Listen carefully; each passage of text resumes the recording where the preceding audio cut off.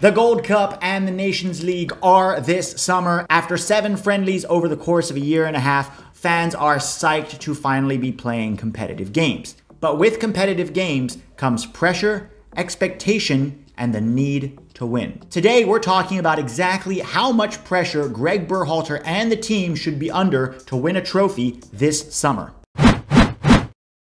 What up, guys? I'm Pete Douthit, host of the 11 Yanks Breakdown channel, and we discuss all things USMNT. If you're new here, welcome. Smash that subscribe button. We got videos Wednesday and Sunday. If you've been here for a while, smash that notifications button, hit the like so other people can find us. Let's get into it. On the 3rd of June, the USMNT will step onto the field to face Honduras in the semifinal of the Nations League. If they win that game, they will play the winner of the Mexico-Costa Rica semifinal on the 6th of June. Later in July, we have the Gold Cup tournament, and both of these are tournaments that the US is under pressure to win. But how much pressure are we talking exactly? How much should we, as fans and independent soccer media, expect from this team? The way I see it, there's 3 basic schools of thought.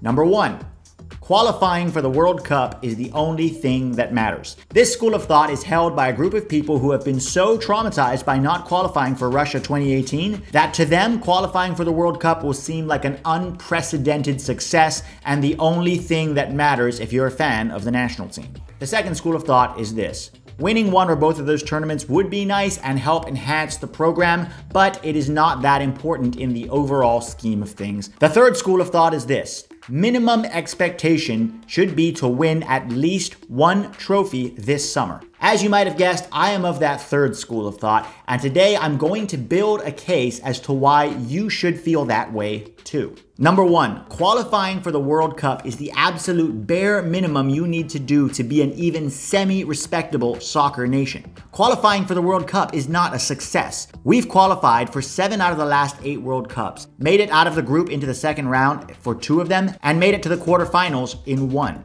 Guys, qualifying for the World Cup is not a success. Minnows all over the world dream of qualifying for the World Cup. Soccer nations are expected to qualify for the World Cup and also perform well in their regional tournaments. It is not a success and should be the absolute bare minimum for us to be even considered a semi-decent soccer nation. Number 2.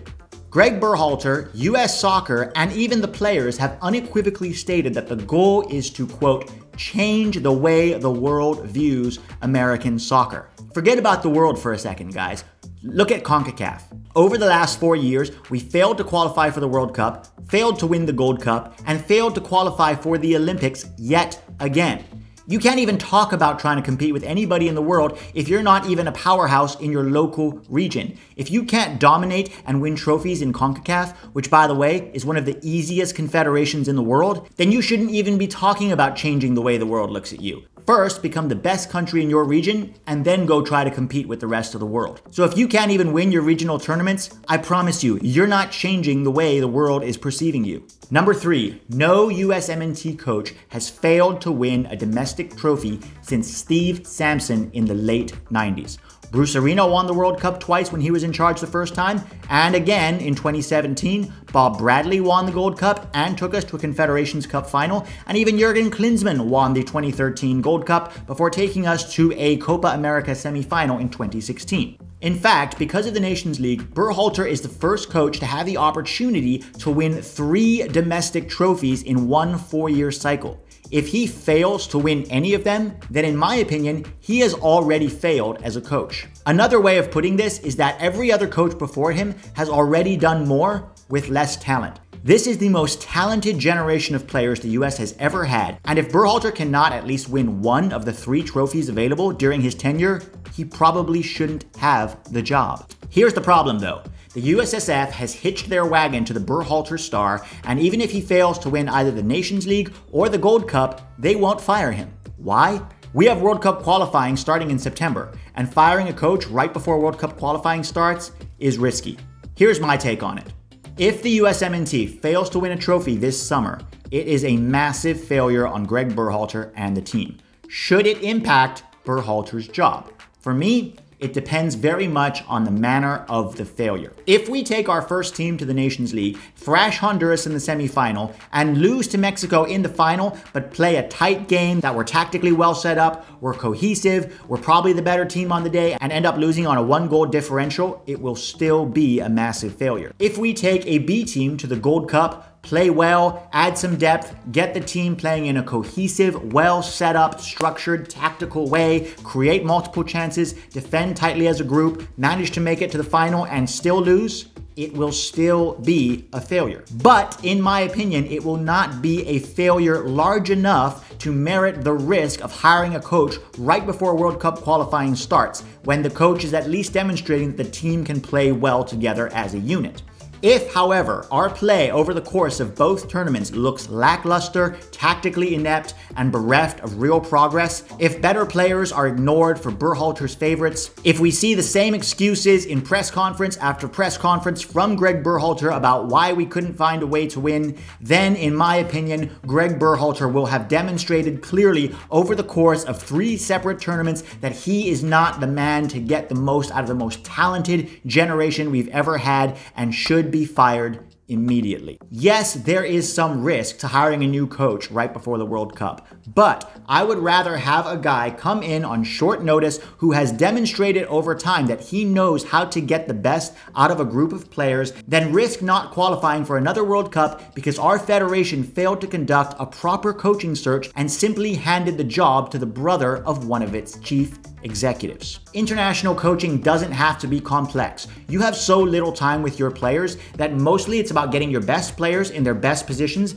giving them some basic tactical instructions and identity of how we want to play in the 4 different phases of the game, and then giving them the license, the freedom, the creativity, and the responsibility to do what is best on the field. You can really get into training deep, intensive tactics with the club team, but you can't really do it with an international team. And so getting a guy who knows how to get the best out of players, to me, will still be better than having Berhalter if he demonstrates that he's not the guy for the job. And while we're talking about the Nations League, I want to talk about the Switzerland game because I feel like I'm the only one that has some concerns about this. We've scheduled a friendly against Switzerland on the 30th of May, which is just 4 days before our semifinal against Honduras on the 3rd of June, and 7 days before the final on the 6th of June. This means that we're going to be playing 3 games in the course of a week, adding a transatlantic travel, and remember, both Nations League games are played at altitude. To me, this wasn't the smartest decision. I get that you want to play teams outside of CONCACAF, and I get that you need to play friendlies against better teams, but is 3 days before a regional semifinal the best time to do it? Mexico has a friendly scheduled in the United States, so no transatlantic travel for them. To me, it just seems like if you're going to get our first team to be playing 3 games in a week and you want to win that last game against Mexico, the final, the chance to dominate the region and show that you are back and that you are the best, maybe having a match against Switzerland isn't the best idea. Hopefully, most of the guys who start that game against Honduras will only play 45 minutes against Switzerland, but I do have concerns, and I just feel that this wasn't the best move by the US to be scheduling this friendly. Berhalter has preached cadence, and that most of his team will be in Europe during World Cup qualifying, and so will have to have transatlantic travel, but that tells me that he's kind of underestimating Honduras and Mexico and the Nations League and putting all his eggs in the World Cup qualifying basket. Also, it's not like our first team roster is going to come during World Cup qualifying, have a transatlantic travel, and then play a few games and go, oh, this is tough, but I did it that one time back in May, so it's no problem.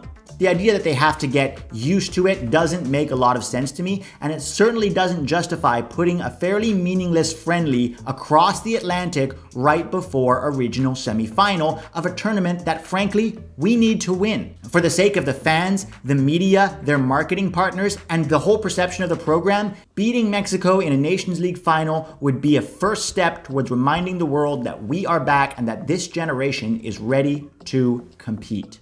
All right, guys, I put on Twitter that I would take some Q&As about this issue, and you guys hit me with some good ones. So I'm going to read out some questions here from the fans and try to answer them for you.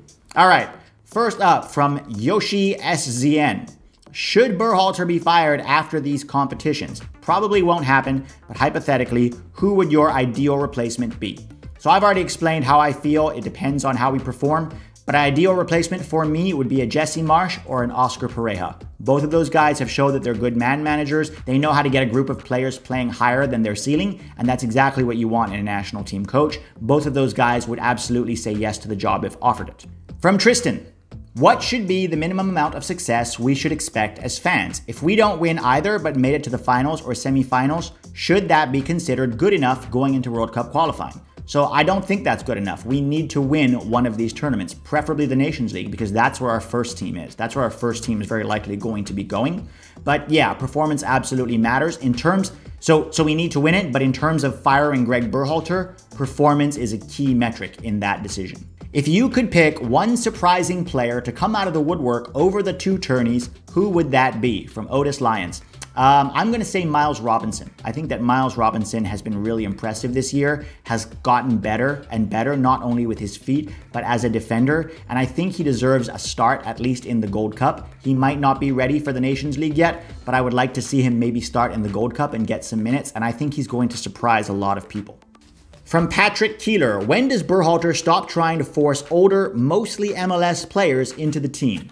You know, we saw a lot of this happen in 2019. A lot of, Christian Roldan, Daniel Lovitz, Will Trapp, Corey Baird, guys like that. But we've seen less of it, and that's partially because we've had guys being so ridiculously successful in Europe that there's no way you could continue to call those guys up. That being said, guys like Aaron Long and Sebastian Lletget have consistently contributed well for the national team, and I think deserve to be there. Other guys like Kellen Acosta, not so much.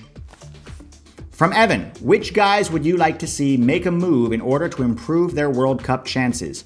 More consistent playing time, better competition, etc.